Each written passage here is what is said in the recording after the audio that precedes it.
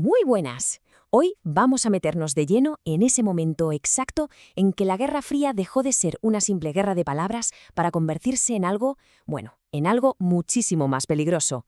Una serie de choques que pusieron al mundo, literalmente, al borde del abismo. La idea principal es esta, y es muy potente. A finales de los años 40, la rivalidad entre Estados Unidos y la Unión Soviética pasó a ser una hostilidad, digamos, abierta. Ya no valía solo con la propaganda, había que mover ficha. Y esto, claro, nos lleva a la pregunta del millón. ¿Cómo es posible que el mundo sobreviviera a 3 crisis seguidas una detrás de otra? Y a cada cual más grave. Estamos hablando de Berlín, de China y de Corea. A ver, vamos a desglosarlo.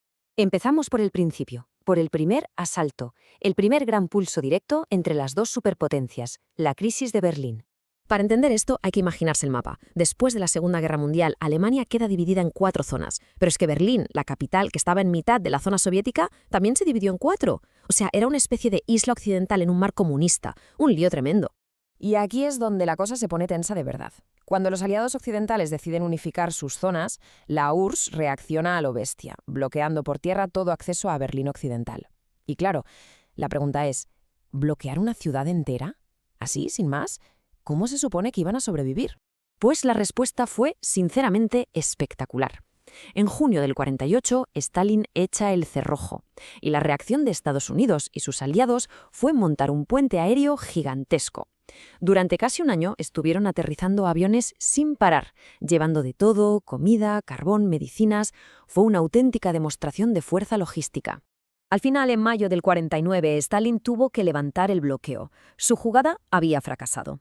Pero la consecuencia fue permanente. Alemania quedó partida en dos. Por un lado, la República Federal Alemana, la RFA, al oeste, y por otro, la República Democrática Alemana, la RDA, comunista, al este. El telón de acero se hizo de hormigón.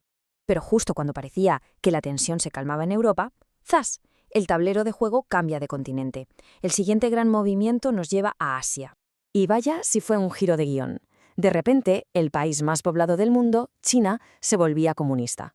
Para Occidente fue un shock geopolítico de unas dimensiones brutales.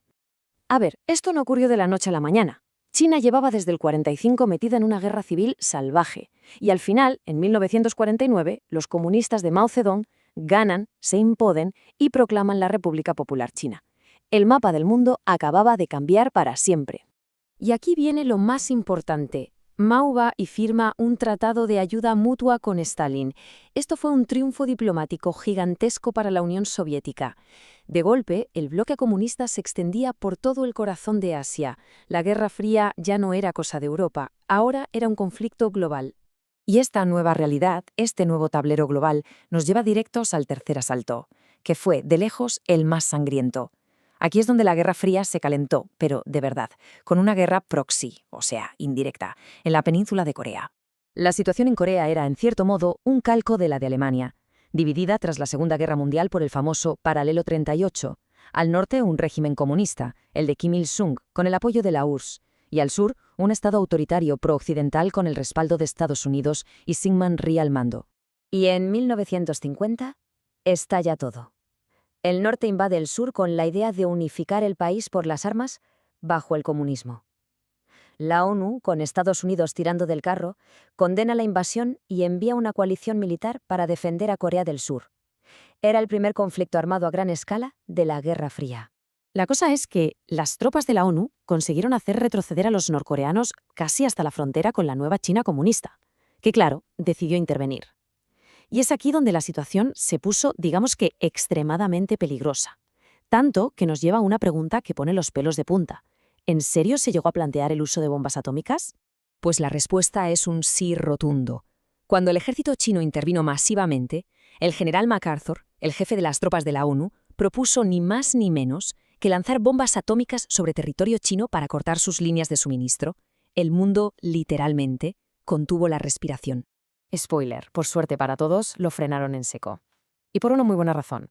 El presidente Truman lo destituyó de inmediato, no solo para evitar una tercera guerra mundial nuclear, que ya es bastante, sino para dejar claro que los militares no mandan sobre los políticos. Al final, la guerra se estancó en un punto muerto y acabó en 1953. Pero ojo, no con una victoria para nadie, sino con un armisticio, que básicamente es un alto al fuego. uno que consolidó la división de Corea para siempre. Una herida que, como bien sabemos, sigue abierta a día de hoy. Entonces, si echamos la vista atrás, ¿qué es lo que vemos? Pues que cada una de estas crisis, Berlín, China y Corea, fue en realidad una partida de póker, pero una partida de póker nuclear, con un riesgo altísimo. Y esta es la clave para entender por qué el mundo sobrevivió a todo aquello. Ambos bandos tensaron la cuerda al máximo, se pusieron a prueba, empujaron los límites, pero nunca cruzaron la línea roja definitiva, la guerra directa entre Estados Unidos y la Unión Soviética. Sabían perfectamente que eso era el fin para todos.